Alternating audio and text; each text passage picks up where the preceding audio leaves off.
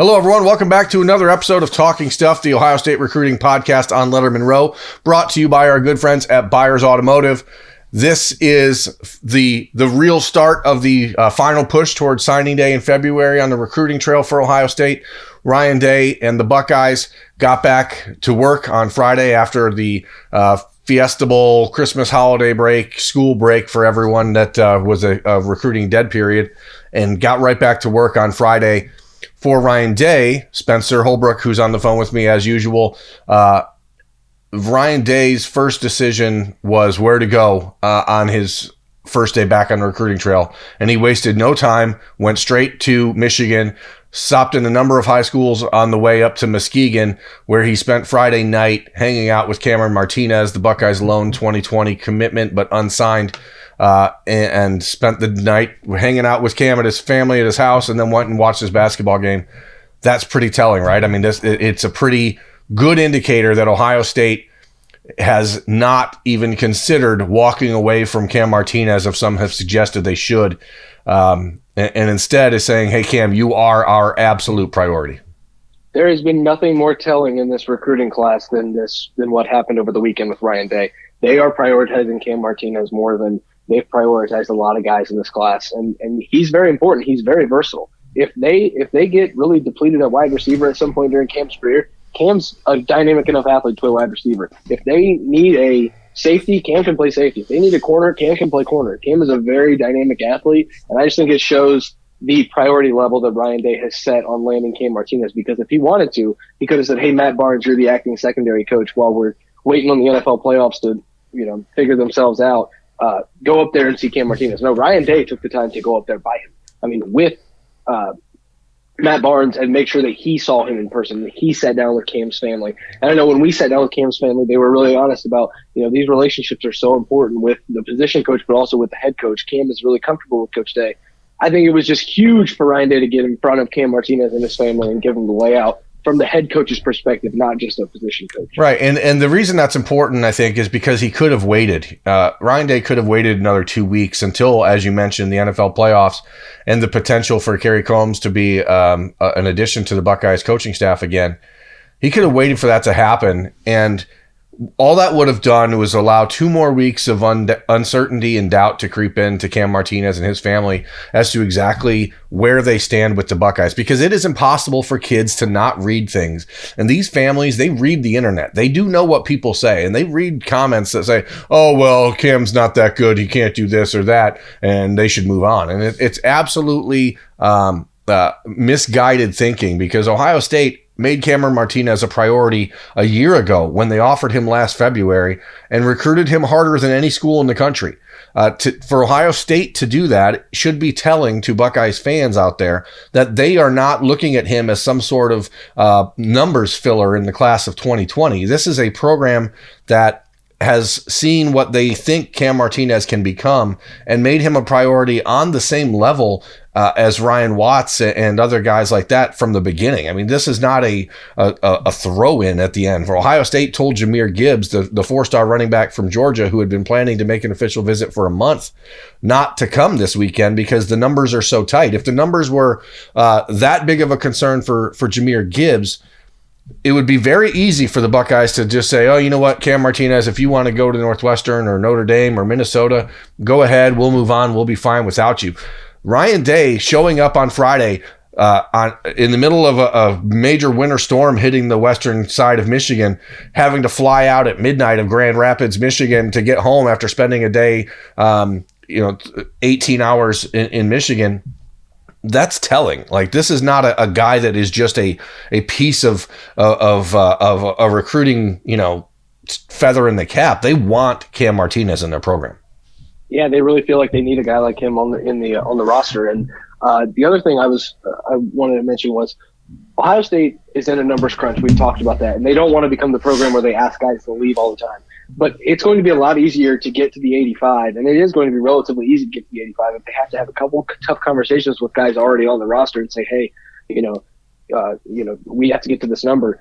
But as far as Cam Martinez goes, they're going to make room for him. That's just how it is. And if Jahmyr Gibbs is on the fence, they're okay with letting him walk. But Cam Martinez, this is not an option. This is a must-have for Ryan Day, and I think it's pretty obvious that he feels that way with the way that he's been recruiting him. Yeah, I mean, this is a must-have. Absolutely, and they made this decision months ago when Cam Martinez committed on July 4th.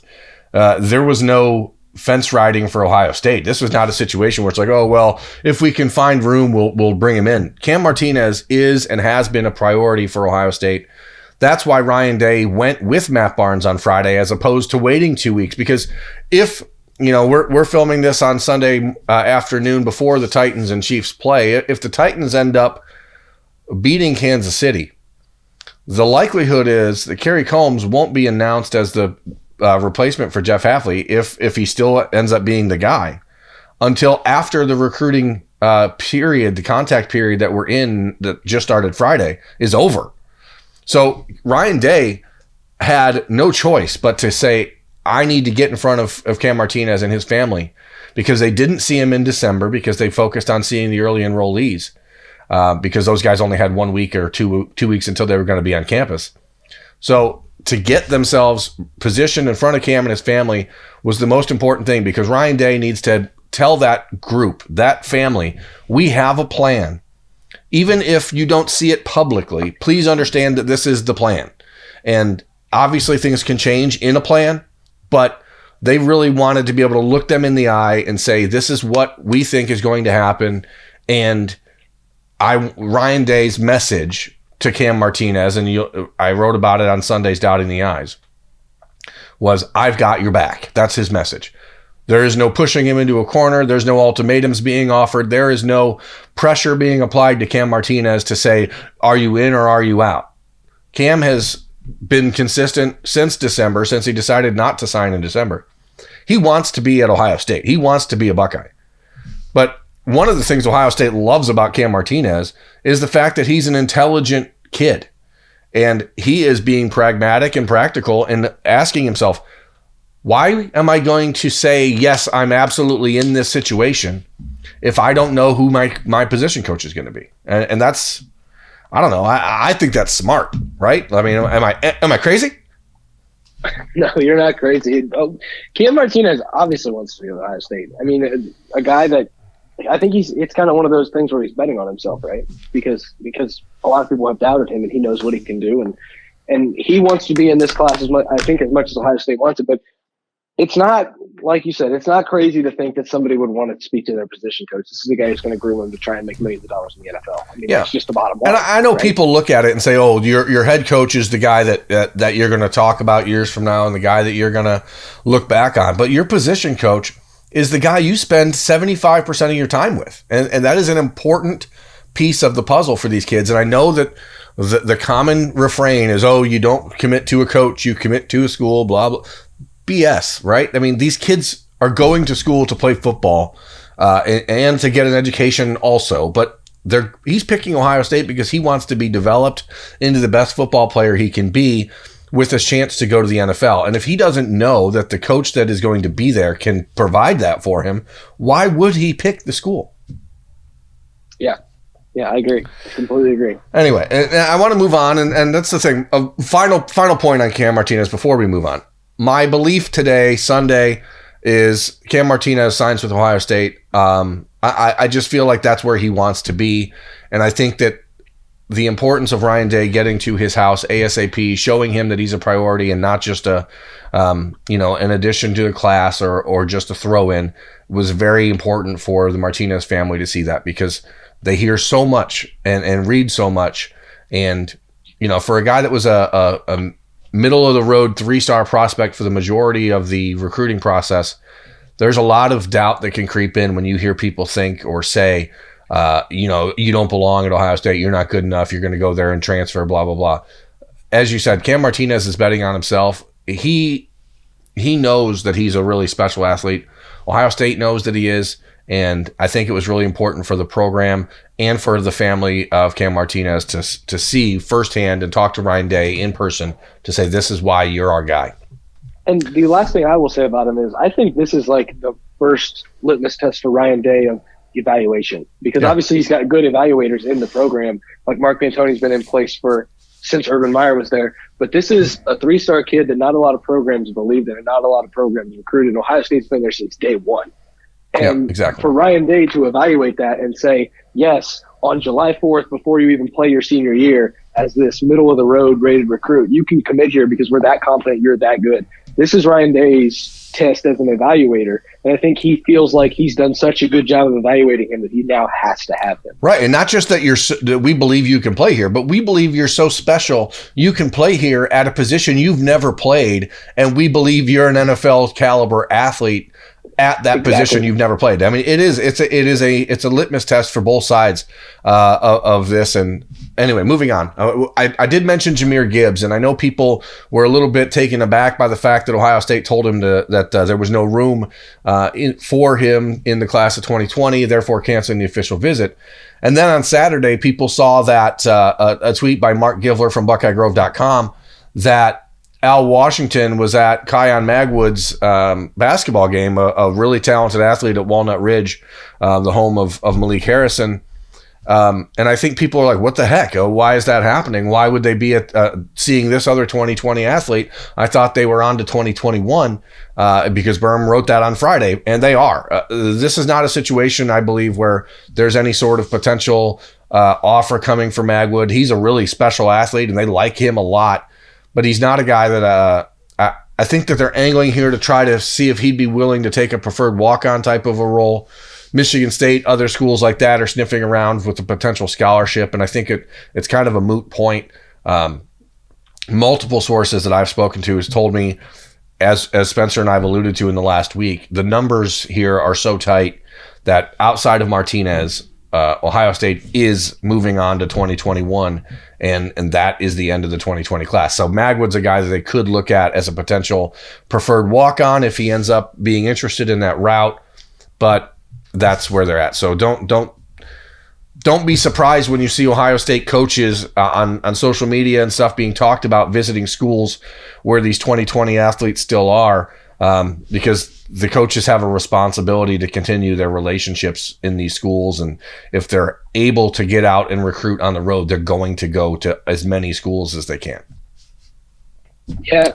And like I keep saying, it's easier for Ohio State to get to the number by subtracting than adding than having to subtract. Yep, absolutely. Let's move on to 2021. Ohio State moved on to 2021. This is Talking Stuff, the Ohio State recruiting podcast, brought to you by our friends at Byers Auto. We're talking about moving on, and in that vein, like, we're still talking about running backs, right? Now we're talking about 2021 running backs. After a year of beating our heads against the 2020 running back wall, it's time to talk juniors.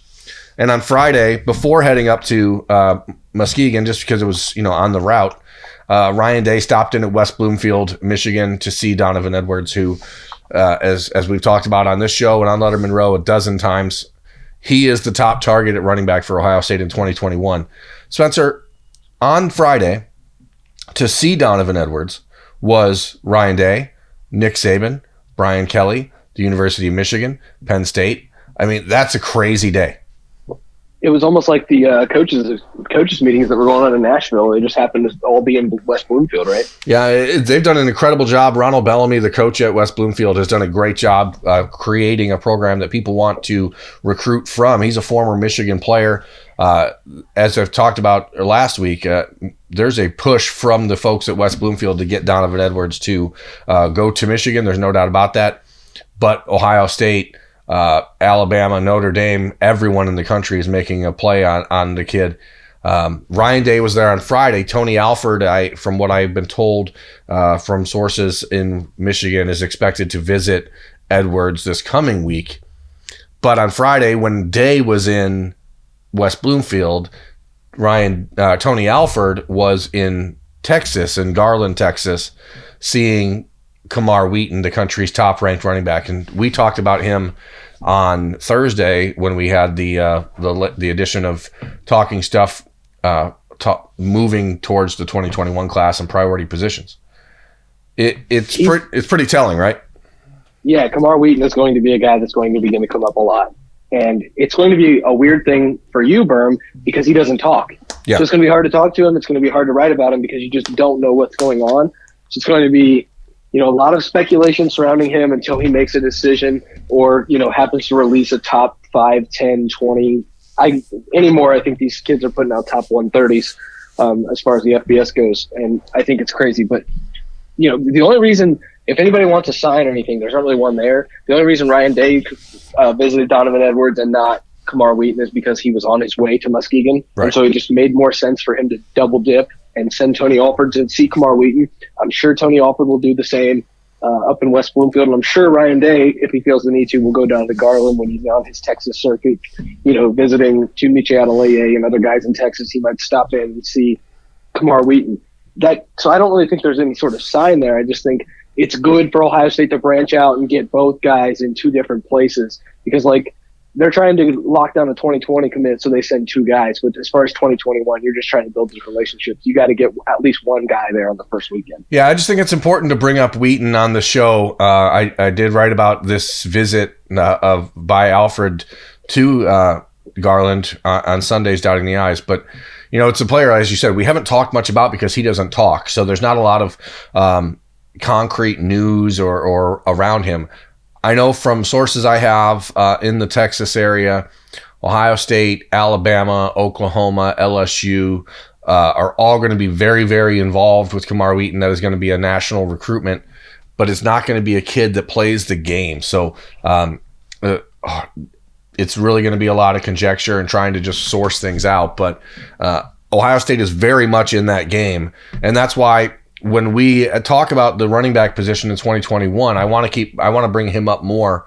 But we continually see names like Evan Pryor and Corey Kiner and Will Shipley and Lavassier Carroll, and all those names are important. But I think when you're talking about the bell cow in that class, and Ohio State is making it an absolute priority. And, I've written about it and I've defended Tony Alford's recruiting in recent weeks on Lettermen Row in recent months, and I'll continue to do that. But it is important that in this class right now, the 2021 class, Ohio State has to go out and find a certifiable stud at running back, and the top 2 in the country are Kamar Wheaton and Donovan Edwards. The goal is to get one of those guys. And everything else, when it comes to Evan Pryor, Corey Kiner, I think they're going to take 2 running backs in that class. I think they lead for Pryor at the moment. I'm not sure on Kiner.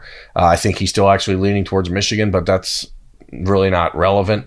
I don't think there's any decision upcoming, so there plenty of time to fix things there or course correct. But just keep an eye on Kamar Wheaton in Ohio State, because if he makes a visit to Columbus this spring, I think you could really see the Buckeyes jump into a position here where, especially after the success of J.K. Dobbins, a guy from Texas who had never even visited Ohio State when J.K. committed, just keep an eye on that. So we are going to get out of here on that note. This has been Talking Stuff, the Ohio State Recruiting Podcast on Lettermen Row, brought to you by our friends at Byers Automotive.